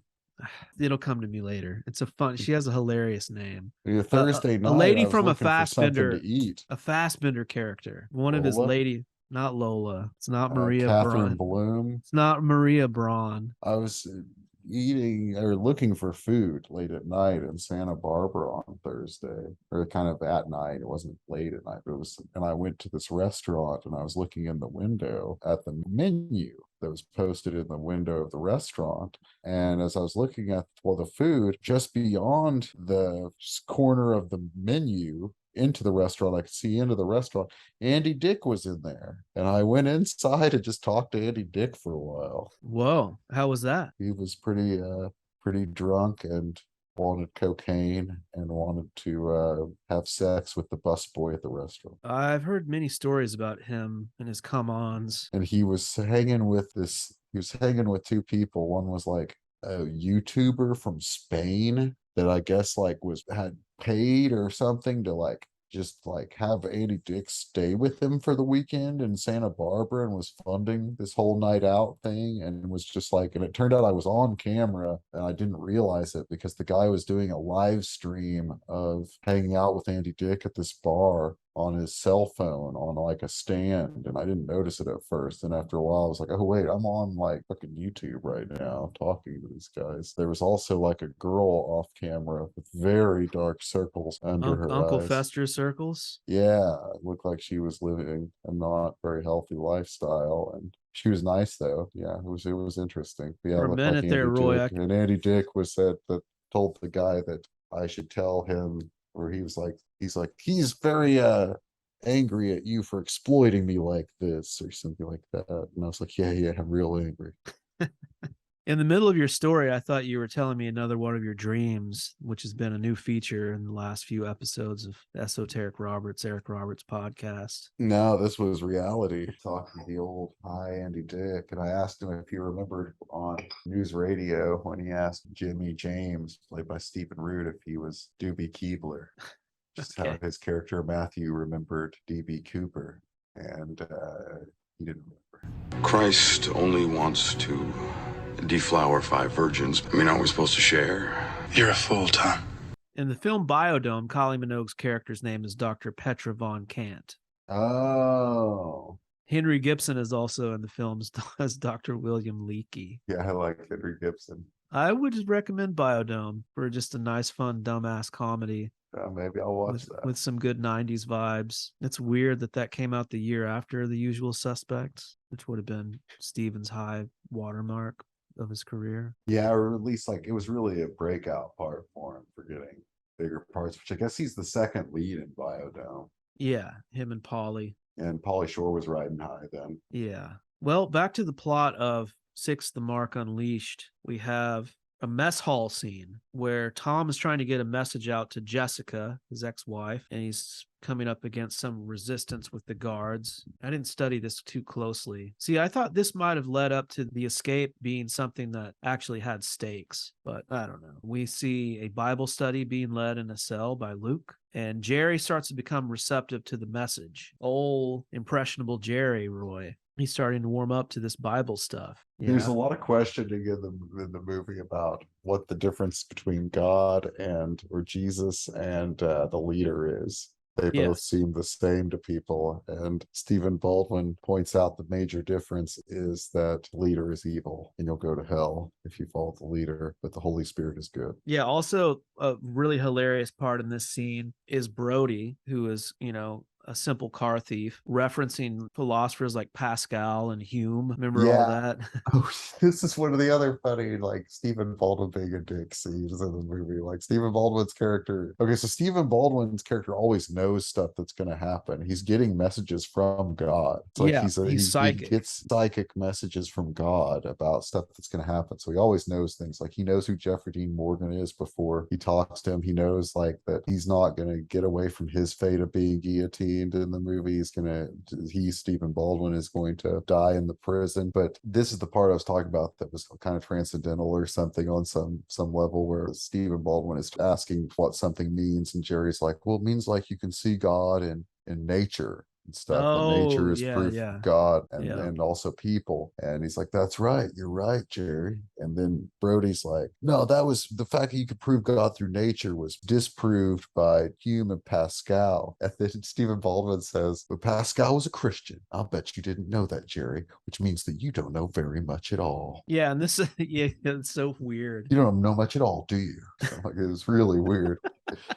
And the Bible quote, the Bible verse is also from Romans that has to do with the invisible things of God that come from creation are clearly seen, being understood. That's the thing that brings up this whole argument. So this movie loves Romans quite a bit. Yeah, they also reference Acts at some point as well. Oh, that's later though. Yeah, isn't there some kind of prison break in Acts? Don't they reference that? I can't Maybe remember. they don't think reference it in this, but there is a prison break that's Peter gets busted out of prison by angels. Oh yeah. So what happens here? Oh yeah, we get this crazy scene where Brody assaults Tom. He puts Tom in a headlock and he starts And the questioning violence him. is very wacky. And this is where Tom reveals to Brody that he used to be a cop. He wouldn't take the implant. His wife did. She turned him in. And then they stop grappling. And this is where they start to work on an escape plan with each other. And there's a second like each Christian other, guy but they're- named Joe, played by Declan Joyce. Who's that's an buddies inmate? with Luke. Yeah, another inmate. And he's been in a lot of stuff. Well, we're over about time. to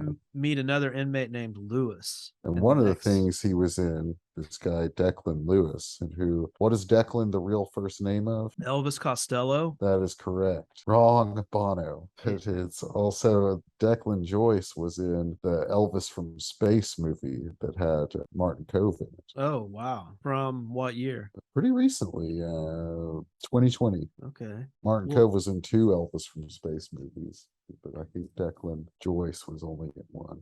Roy, let's take a quick break. I'm in for that. All right. Be right back. Yeah.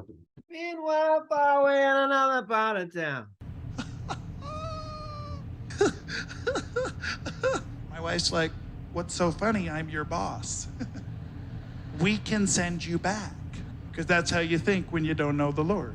So Augusta quickly composes herself and she says, Mrs. Baldwin, I'm just so overjoyed and happy that you noticed my singing. Forgive me, but I just think it's pretty funny that you think the reason I'm here is to clean your house. Now my wife's like, we're sending her back. And Augusta says, let me explain. When I was in my church in Brazil and I saw the little card on the wall that said, who wants to go work in America for this family? As I read that, I thought, well, that's a big decision for me. I don't speak the language. I'm 55. I've never been there. And she said, whenever I make a big decision, I always go through a certain process. I went and I spoke to my pastor, and the pastor suggested that we pray with the prayer group. She said, but on that day in that room praying with the prayer group, one of the members of the prayer group was a prophet. And on that day with that group praying, the prophet came to me afterwards and he said, You back? I'm back. I heard you had some Stephen Baldwin on there. Yeah. I wanted to mention, watched a good movie the other day. Did we mention this before, that I finally saw Something Wild? Oh, yeah? No, this is the Yeah. first time we've talked about it. Yeah, I know that you're a fan of the movie Something Wild, right? I once was at one point. Yeah, I liked that movie. You I always enjoyed thought it? I wouldn't like it, but I did like it. R.I.P. Ray Liotta. Yeah, I was thinking about that because I think that was the movie that made Scorsese want to cast him in Goodfellas. Yeah, I think that's the story. And you could totally see it. Like, he was so good in Something Wild. And so scary, but also charming, Yeah, menacing. Man, he and Jeff Daniels have never been thinner. Jeez. I feel like they weighed combined 4 pounds in that movie. Ray was a little heavy in his last years. Oh, yeah. I saw Not him even in... his last years, even back in Narc. Really? Yeah, I feel like he's already pretty heavy in the movie Narc. The last movie I saw him in was Hubie Halloween. Oh, yeah, which is a good movie. Yeah. He was good at, he's almost always good in everything. I saw him that same night before I watched that Crisley Knows Best, and before I watched Grit for a little bit, I watched the tail end of Field of Dreams. What did you think about that? I'd been like probably since like maybe the early 90s since I'd seen any of it. Have you when was the last time you saw Field of Dreams? Long time. Yeah. 20 years. It's a weird movie. It's really corny, but at the same time, the ending was still moving to me, where he meets his dad. But it's very, very corny. Man, that's the ultimate dad movie. They should play that movie every Father's Day. Yeah, it's a big male weepy for sure. It definitely got me choked up. It's, I think, maybe more. I liked it as a baseball movie when I was a kid, but as seeing it now, it's like, you know, as you age and things start being taken from you, and mortality becomes more and more real, and time becomes more real to you. Like the whole thing with his dad is more moving. We're all going to be corny in the end, Roy. There's no escaping it. We end up in a cornfield in Iowa. Chip or no chip, we're all headed for the cornfield. Yeah, it's crazy that it's a corny movie and there's corn in the movie. Yeah, there's no physical corn in Six the Mark Unleashed, which I liked because I don't like corn. I do like cornfields are pretty cinematic though. What's that? Yeah. It had James Earl Jones in it from Best of the Best. Yeah, he's like a baseball writer in it. Yes, he was a writer like about civil rights or something. And different things that once, and America and politics and stuff, that at one point had written something about baseball. I think you're completely wrong, Roy. He played a baseball player who got blinded by a baseball, remember? And they couldn't go into his backyard because he had that dog. Oh, different baseball movie. Yeah, then the other day I was watching Witness, and his dad is in Witness. There's some corn in that, if I remember. Yeah, you're right. Or wheat or something. Yeah, and James Earl Jones, his dad, I didn't realize was in several movies. His dad? Yeah, his dad's in it. Whoa. His dad is Danny Glover? Yes. All I remember is Danny Glover being in Witness. What's his father's name? Something Earl Jones. Okay, yeah, that would make sense. Well, let's get back into the plot here, because this is my favorite section of the movie, which is in a mess hall. Yeah. And we have this guy named Lewis who gives his testimony. Oh, man. And so he steps up before a bunch of guys and he tells this story, and we flash back to him in a sports car. And at first I was cracking up thinking to myself, is that the same damn Porsche? But it's not. I had to compare. I don't remember what kind of car this is that he's driving. Some other might be better at car. identifying cars, but it's a nice, can't remember fancy what it car. was. This scene was hilarious. The flashback, the flashback of him taunting people in the car. So what we get is like all these people that I guess this is some kind of post-apocalyptic or apocalypse era thing, where all of these people are just on foot on the freeway, refugees walking the freeway. Yeah, sad families of refugees. Yeah, it kind of reminded me of the beach and Tree of Life. And this is another kind of magic hour scene where it's like, it looks kind of like sundowny, or maybe not, maybe just the pixels made me think that, but it's a country road. But I mean, this is like something out of The Simpsons. This guy's driving by in the sports car, like laughing at these sad homeless people, taunting them, being like, you want to ride? Check out my car. Losers. Yeah, and the people are pushing shopping carts. It was like something out of The Simpsons. So some tough guys, he eventually pisses off some tough guys who yank him out of the car and beat him up. And the gang of people that rush around him, you think that this dude would never survive. Like, they, in a lawless post-apocalyptic time, they would have stomped that dude to death. And then they almost do. And he's so dumb. They pulls over for a guy for a second and stops long enough for them to pull him out of his car. Yeah, he makes a bad mistake. Oh, you know what, Roy? So I was having lunch in my car and I was stopped today. And that's when I was watching that testimony, the Stephen Baldwin video, and a homeless man rapped on my window. Whoa. I had no money. to give him, but I had chips. I offered him a bag of chips and he declined. He said, no, I just trying to get some money to get home. I said, sorry, man, I can't help you. So I wanted to help him. I felt inspired by the video that I was watching to be a good person, but I wasn't able to do that. And then the guy came back and pulled me out of the car and beat me to an inch of my life. Yeah, these guys, they beat him. Have you ever had a homeless person ask to use your phone? That's a common modern scam, I think. Like, think that in long years past, I've probably helped a homeless person with a phone issue or something, made a call for someone. Yeah. And helped them. But that's a modern scam in the city, is people come rolling up on you and asking to use your phone. I'm not sure if they run off with your phone or if they do some kind of, like, I don't know if they have some kind of con they pull on you, like once they get hold of your phone. But I know that there have been some really shady, like, people in the city have asked to use my phone for an emergency that didn't seem on the up. They just had that feel of like you're about to get ripped off by a criminal. Yeah. I've So I had didn't people do ask it. me. Then one day, some like young dude asked to use my phone, and then a girl that seemed like she was his sister or something, like right behind him, was like, "Don't give him their phone." I wasn't going to. So. I just assumed somebody's going to run off with it or something. So I always say no. One time I was at a hospital late at night and the lady outside of the ER was trying to call a taxi. And she was like, can I use your phone? I was like, I will call you a taxi with my that's what own I did hand, before with ma'am. something. Yeah, I've done that. But I also didn't get the vibe like the person was like trying to pull a scam. It's also like one of those things where people that are crazy and like want to use your phone and stuff. Maybe this has happened to me on some level with someone long in the past that I'm not remembering totally, that gives me this impression. But you're going to end up in some situation where they want to make like 50 calls and they don't get a hold of the person they're trying to get a hold of and want them, and then the person calls back. Yeah, this has happened to me or something. It's like you end up in a whole long thing. It doesn't end up just this like short. It's like this, it becomes a whole like deal where you're just like stuck there with this stranger who doesn't have like the greatest grip of like manners or anything. Yeah, I'm just not into it. Oh, sorry. I'm getting to heaven some other way. That the phone thing isn't going to be the way. But yeah, this Lewis guy survives. It seems like there's no way. It seems like he would be pulp. But the next scene we see him in, he is beat up pretty good. Yes. But they didn't have enough makeup to really make him like grotesque.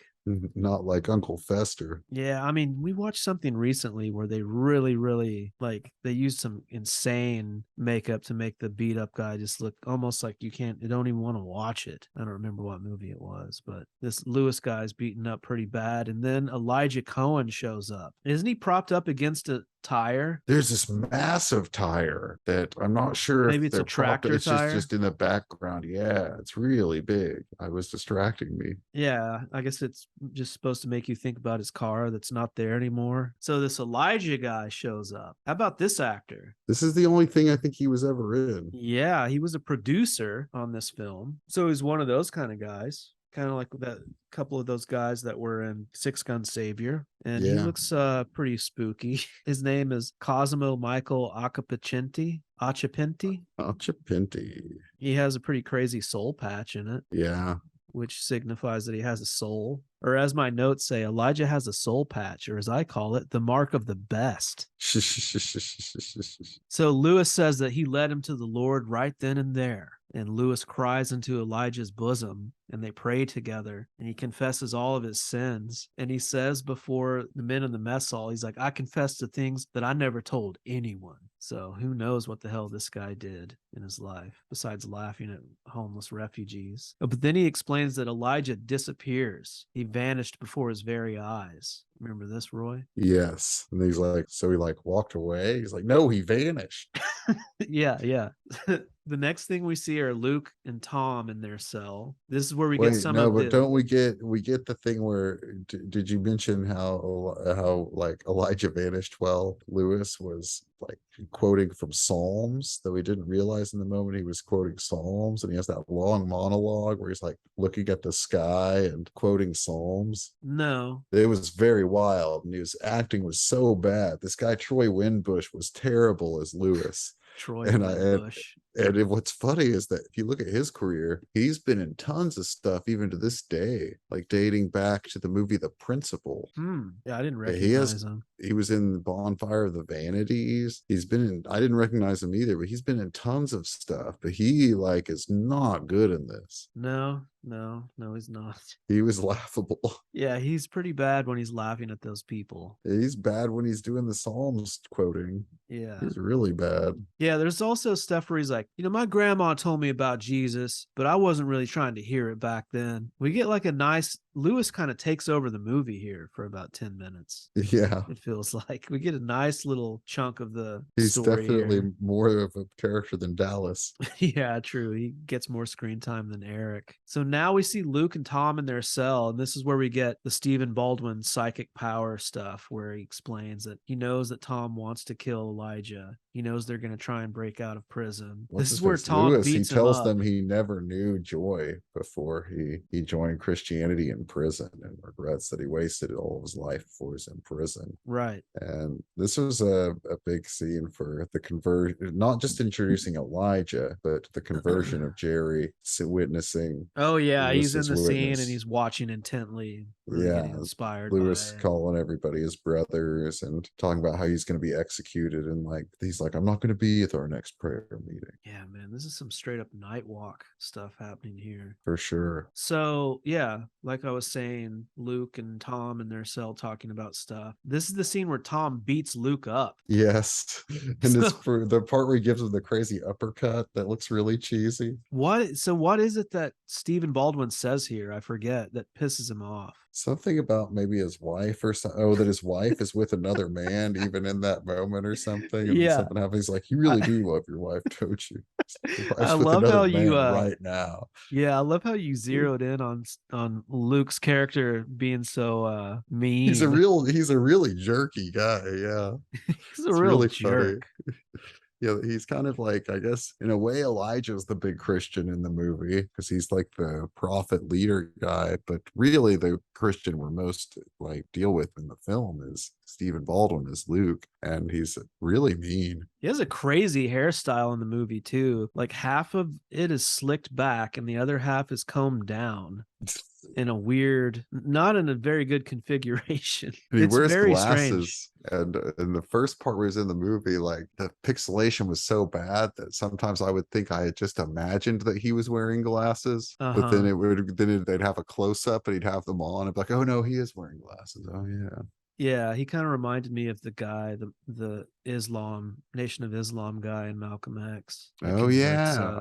Denzel. That's a good point. I met that actor at one of those, the guy that plays that guy in Malcolm X. I think he's in like a black version of Magic Mike that starred Michael Jai White, that at that Crest Theater where they showed Six Gun Savior. I interviewed that guy at that. Nice. I just watched Stephen Baldwin get beat up. It's pretty crazy. It's pretty funny. And we're at the almost a little over the halfway mark, I guess, in the movie. This movie was even a few minutes longer than Six Gun Savior, bizarrely. Yeah. But yet somehow moved way faster, to me at least. There's another scene of Brody and Jerry in the cell. I guess I don't really have notes on this. I think it's more of Jerry debating whether or not he should convert. We see another guillotine scene, and this is where we see Lewis standing over the crouched men at the guillotine, and he's praying, and then he joins them, and they're all beheaded. And after we never see the beheadings. Once again, this is all kind of like we see the guillotines fall, but you don't see any actual violence. Yes. The only violence we see is Luke getting beat up by the various beatings in the cells that are very clumsily done. There's also discussion of really like creepy, gory discussion of the head surviving after being severed. Oh yeah. Remember all that? Yeah, like how long do you think you stay alive after your head detaches from your body? For just a little bit of comedy, attempt at comedy, I think. After the beheading is where Tom tells Brody and Jerry that he's busting out that very night. Yeah, and he wants to take. And we've already had. Is this where Luke has already told them that he's going to end up taking them with him or something. So this is all coming back to me now as I'm reading the notes, that the escape is allowed and planned, because I have here in my notes that he talks to Jessica about the plan, and that he's not allowed to escape without taking the Christian. Yeah, he needs to which he take Jerry explains, with him. well, I think they want him to take Luke. Oh. And he says they don't want to leave. He's like, this is their greatest privilege, is to die for their belief. The next thing we see is Jerry accepting Christ with Luke and his crew there. I couldn't think of the word. He doesn't get baptized or anything. He just has his moment of conversion. So John Gilbert, who played the commander, he was in multiple other end times rapture movies. He was in The Moment After and The Moment After 2. Whoa. So you're saying we should do a John Gilbert podcast? Which also had David A.R. White and Kevin Down in it. Was it made by them? Probably. Yeah, I don't know. Let's see here. We don't have the same. No. Kevin Downs co-wrote it, but it was directed by a guy named Wes Llewellyn, who was another one of the writers. And John Gilbert is not to be confused with Johnny Gilbert, announcer from The Price is Right or Jeopardy. So when Jerry accepts Christ, Brody, of course, is not happy, to which he remarks, that idiot just joined Jeopardy. He says that idiot just joined the Jesus freaks. So this is where the escape starts to kick into high gear. And I guess Jerry is the Christian that he needs now. I guess any Christian will do, Roy. I don't know. Yeah. You'd think that he'd want to take Luke, because Luke would lead them to the guy. Jerry doesn't know anything. He's just been reborn, just been born again. He's the only one who can get to go with him. They're like, sure, why not? So then we have this escape scene that we referenced earlier that's pretty goofy. Has some crazy split screen. Jeffrey Dean Morgan. Yes, we have some crazy split screen. We have a sleeper hold. We have them shuffling through corridors creepily. Yeah, just kind of walking around. It's great enough to rival other prison movies that we've talked about on this very program, Roy. Runaway Train. They get out, and another Roberts prison escape movie. Wow. Okay, as they're escaping, they do. You said earlier, you're like, yeah, they have time to like just talk to people and like hang out in open cells with other people. So there is this moment where they do talk to Luke before they escape. Stephen Baldwin's character, who tells them, which just makes sense that he could get out of the cell since he shares it with Jeffrey Dean Morgan, who's getting out of the cell. Yeah, who tells them that they're going to pick up a hitchhiker. Yeah, to make sure make sure they pick up the hitchhiker. Yeah, so this is more of the psychic stuff that we get. Yeah, which I kind of had forgotten all about.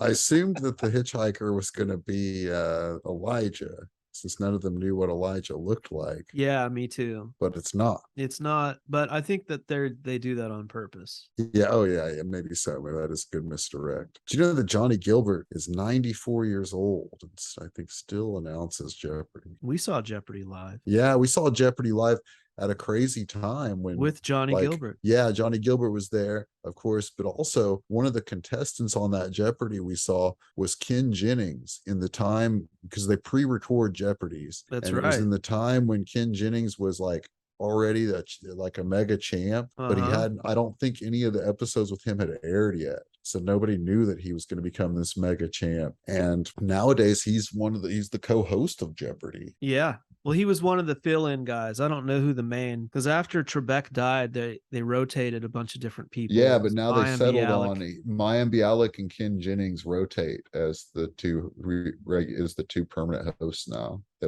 do I don't know, a few weeks in a row each or something. Oh, okay. Yeah, they're the hosts. The prison escapees eventually steal a car, which is a white SUV, which made me laugh because we get like a white Bronco chase here. With good more. call. So here comes the techno music again, which you're right. There's way less fun drum and bass 90s techno and much more like inspirational sounding. It's regular orchestral score style music. Yeah. When they the guys being born again and whatnot. Yeah. So yeah, it's during really all annoying. of this is some wildness, man. When they're escaping, of course, in the middle of them being chased by all these cops and stuff, here comes the hitchhiker at the most inopportune moment, and Jerry in the back seat is like, "You gotta pull over!" And he doesn't he grab the steering wheel from the back seat? Whoa, I don't remember. There's wrestling or something happens where he reaches out from the back seat and forces Brody, who's driving again, to like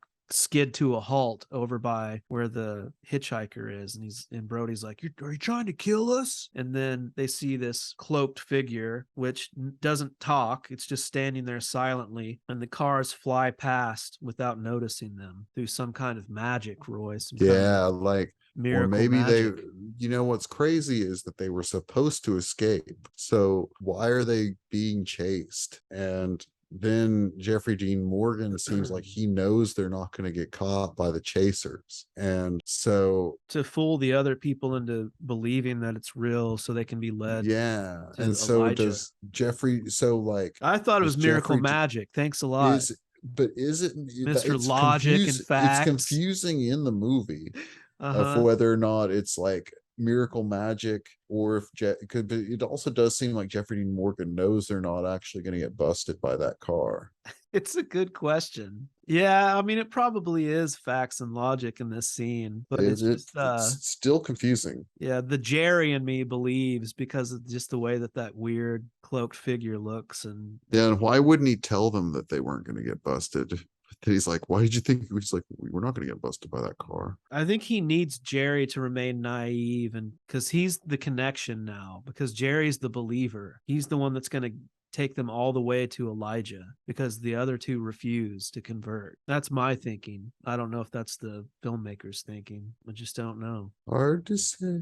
We find out that this cloaked figure was in fact a lady. Yes. And now they're in this hideout area. And Elena Lyons as Rahab. Yes. Rehab. It's Rahab. This is one of my favorite things, where she talks about her other names she had. Yeah, we'll get there. Oh, good, my bad. Real fast. She explains that they're on this underground railroad to a place called Prodigal City. So they're thinking that's where Elijah Cohen is. Doesn't Tom ask, is that where Elijah Cohen is? And she's like, yeah, he's often there. Yes. So they discuss that there's this discussion about black market implants and how Brody's going to have to hack. Yeah, something about hacking some implants to make them fake, like they did with Eric Roberts at the beginning of the movie. Then it gets kind of crazy with the wife, Jessica, showing up. But before she shows up is where Rahab explains herself. She explains right after the scene. Oh, my bad. It doesn't really matter in the sequence of it, but we might as well just go over this real quick with the wife, where I don't even remember what happens. She shows up for information or to give him advice on what to do. Do you remember? Oh, you're right. It's the whole thing's, I don't even know why I'm sure it's important in some way. But anyways, we have a quick moment of Jeffrey Dean and his ex-wife talking, and I don't think anyone else knows that she's there in this little underground railroad hideout place. So this is where we get the hitchhiker lady explaining that her name is Rahab, and she offers Brody a job there. She's like, if you don't want to continue on to Prodigal City, there's a lot of work to be done here. And then she offers her hand in marriage to him. Well, first she says that Rahab is a name she took. It's from, I think, the Book of Acts, and that she used to have other names like Ginger and Cinnamon or something like that and stuff. And he's like, you were a stripper? She's like, I was a prostitute. And I was thinking Rahab is a great prostitute name. Rahab goes back to the Old Testament. Oh, my bad. You're right. Yeah, she was an old prosty. And then what's his face? Brody's like, hey, can I get with you then? If you're a prostitute, can I buy you for an hour or something? He wants to adjourn somewhere in the shadows. Yeah, and she's like, I don't do that anymore, but we can get married. And he's like, you're joking. And then it's clear she's not. She just wants to marry Brody immediately. Yeah, she's obsessed with being married. But she also explains that time is running out, that the end is near. And so she's like, we don't have many days left. And she's not lying, Roy, because this is where Jessica and the henchmen show up with guns. Yeah, Uncle Fester's there. I feel like Brody goes with them, right? He continues on with Jerry and Tom. And right after they leave, Jessica and the Fester people show up and commence to just shoot everybody down, which we don't see. But remember, we see them raise their guns, and we see like some hilarious shots of people lifting their eyes to it. Yeah, and they're in this like weird refugee camp kind of cell, kind of like weird burned out house thing. Yeah, and I would urge you, Roy, to please go back and watch this scene, and watch where Rahab raises her eyes as the guns are being pointed. They just straight up reused some shot of her smiling from the scene before where she's talking to Brody. It doesn't match at all. It just looks like she's smiling at somebody, and then it cuts to black and we hear the gunshots. It's I crazy. remember the cutting to black. So wild. This is where my notes kind of run out, but I know we have some hacking stuff that happens where they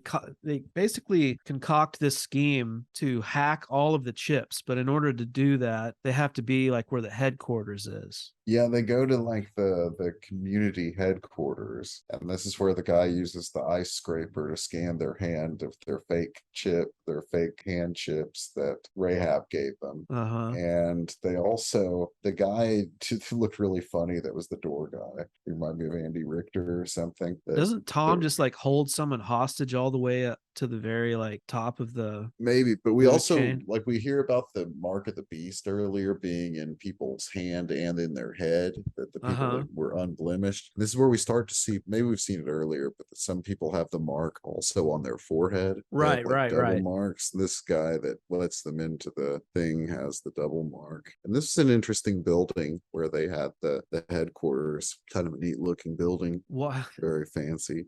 Had you thought much about why some of the guys look like Uncle Festers? There's more than one Fester. Like most of the henchmen look pretty crazy. No, I didn't think about it. Yeah, I don't know. I guess the more soul you lose, the crazier you look. The lady that played Rahab, this lady that played Rahab was in quite a few things. Yeah. So I'm kind of looking at it right now, and they are at the HQ. They're trying to hack some things, but it gets thwarted. You know what was another crazy thing earlier in the movie, maybe later, when he's getting tortured by Fester? Remember how there's that like computer monitor that has like a bald head and is like measuring something? Sort of. And I kept trying to figure out, it's like measuring his amount of being tortured, or how much the torture machine is working on him, or like something, or strength or something, and these digits kept going up and down. Yeah, I remember hearing like vital signs, sound effects, and computer noises and stuff like that. Man, I'm really blanking on all of this stuff where they're trying to hack the system. It doesn't really lead to much. No. But they eventually did they convince Jessica to join up with them at some point? No, I kind of feel like Tom holds her at gunpoint and she leads him. Maybe all she's the way the hostage. to the commander. Yeah. Well, the commander comes out. I don't know. Let's just skip this part. There's a part where the Fester guy chokes. That happens in the refugee underground. That happens in the Underground Railroad. And he barely puts his hand on his throat and like lifts him up. And it's like he has superpowers, the Fester guy. I was like, whoa. The chip, man, it gives you so much. I would take that chip for those kind of powers, to be able to lift a man with one hand. With your blessing, let's just skip over that stuff and go to Prodigal City. Okay. Prodigal City. My notes kind of ran out here too. Like, in fact, my last note was about wondering how much the logo ice scraper mark reader cost when they went into compound. I thought I would remember this scene better, but oh yeah, and also at the when they escape from the prison, there are a bunch of handicap spaces outside the prison. Yes, those signs when they run past, and then none of them are taken. No handicap parking is taken. I was thinking it's probably because the leader purged all the handicap. Yes, they've all been genocided. Yeah, the great handicap genocide of the future after the next Great Depression to come. So we get to Prodigal City with Tom and Brody and Jerry. Jerry is still a born again Christian. Brody and Tom still are not, and they're going to continue on. They're not going to stay there. And what Jerry says, it's a bad. I have a bad feeling. He kind of tells them that they shouldn't leave, but they don't heed his warning. They eat some of his campfire stew. Prodigal City just kind of looks like a campground. Yeah. Do we see Elijah some again? Cabins. I think Elijah might be is Elijah at the refugee camp or at Prodigal City. I think he's at Prodigal City. hell, I don't Oh, remember. yeah. Tom Yeah. goes to talk to. Oh, okay. All right, Roy. Some point Tom becomes a Christian. Okay, so here's what happens is they get to the bad guys' headquarters. The commander's there. Jeffrey Dean Morgan has his guns drawn, and it looks like they're outnumbered though, and they're all Morgan and all of them are gonna die. And Elijah Cohen shows up. Do you remember that now? Okay. This No. is a Yeah. podcast about us remembering shit that we've seen that we can't remember the plot points. It's so Man, crazy. yeah. I watched this movie like 2 days ago too. I should remember. Elijah shows up and bails them all out. He bails the good guys out. He doesn't have a soul patch in this scene, strangely. He does in the Lewis. Time has passed. I guess when he appeared before Lewis, maybe the soul patch was there to make Lewis feel more comfortable in his own vision. Because he's black. I don't know. So he has soul. Yeah, so that's how they get out of that situation. But I don't think they're able to do any. They're not able to deal any damage to the leader or the community at all. Like that whole scheme doesn't lead to anywhere except for them being bailed out by Elijah Cohen. So they end up at Prodigal City. Jerry stays. Brody and Tom continue on. And as they get on the road toward their future adventures, they instantly get busted. The Fester guys are there with guns drawn. The Fester Nazi guys with their Mark regalia take them. And so they end up back in prison. We see, what we see are Brody and Tom both being tortured now. And this is an important scene because if you remember, the torturer earlier had said, "You're much more fun to torture than Christians because all they ever do is forgive me." Yeah, so I guess they're torturing Tom again. They're torturing Tom again, but he has his moment now where after all he's been through, he accepts Christ. Despite all of the agony that he's in, he starts to exude a kind of joy and he kind of starts to laugh and he turns to the torturer and he says, "I forgive you. I forgive you." Yuck, yuck, yuck. So we see the guillotine platform again, and Jeffrey Dean Morgan is crouched down at the end there, and he's got a big smile on his face because he knows he's about to meet his reward. He's about to, as you say, Roy, enter that house justified. And as I say, as you've said on the podcast before. So, okay, now here's another thing, Roy, because in this episode, I'm literally watching the movie as we're discussing it. The blades are numbered 1 through 6. Oh, I thought they were all numbered 6. They're not all numbered 6, but the big shot bad. that I had seen earlier was of a blade with the 6 on it coming down. So Tom is looking at his wife too. She's there. Jessica's there. She kind of has a disappointed look on her face to see her husband go. And then we get some narration by Brody, who's explaining. Yeah, I think we're back with the beautiful lady talking on the TV screens about the leader stuff again. Yeah, to like new converts to the community. So there's a little bit of Jerry preaching to some people in Prodigal City, and then that cuts in with the beautiful woman there.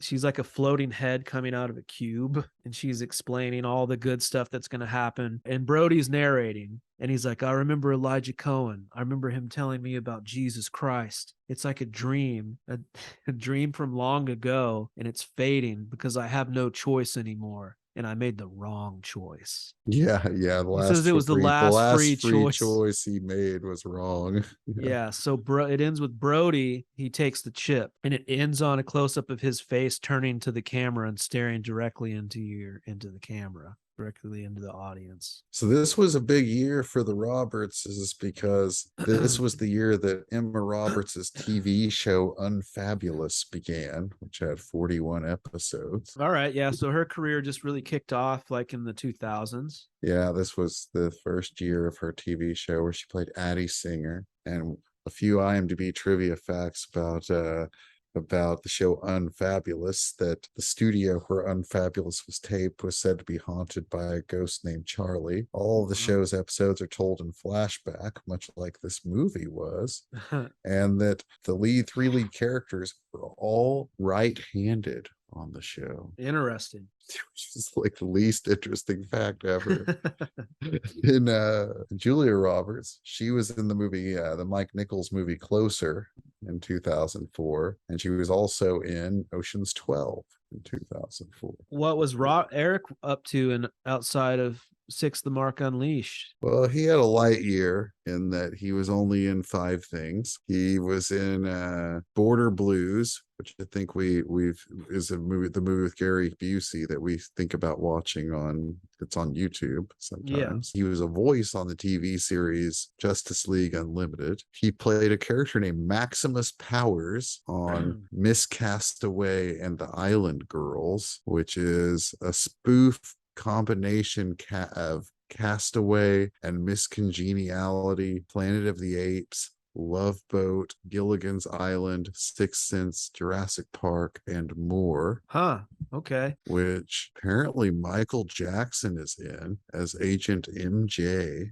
What? Hey, Roy, speaking of your close friend Andy Dick, Yeah, Eric he was Roberts was on the Andy Dick show in one of the in episodes. 2001. Yeah. Yeah, and then he was in a movie called Killer Weekend as Jack Talbot. As we know, Talbot is Old English for wolf. But that's at a series of murders at a Santa Barbara beach house, where Santa Barbara is where I was talking to Andy Dick the other day. Connections. Well, any closing thoughts on Six the Mark I was going to Unleashed? ask about what your memories of 2004. It was a big year for us. Yeah, we were living in California. We moved to California in the fall of 03. Yes. So we were out there on the West Coast. Yeah, I remember I spent a little bit of 2004 technically homeless, crashing, doing some couch surfing. Yeah.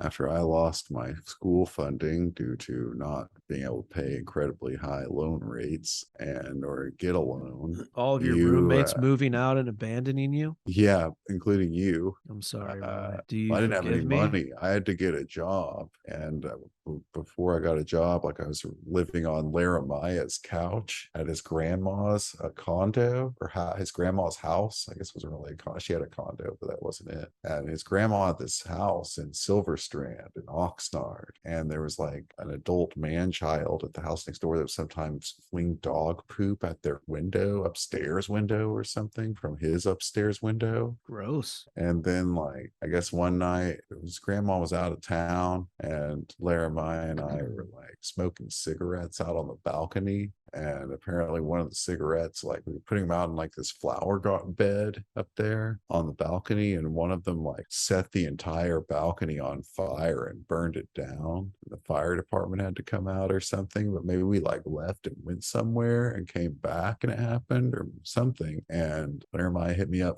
insisted that it was my cigarette butt that did it, and refused to take any responsibility for it, even though we were both smoking. Somehow he was like 100% sure it was my cigarette butt that did it. Damn. Like, so that wasn't a very good year for you. No, I guess not. I eventually got a job, and that's when I moved to the infamous 60 Dakota in the fall of 2004.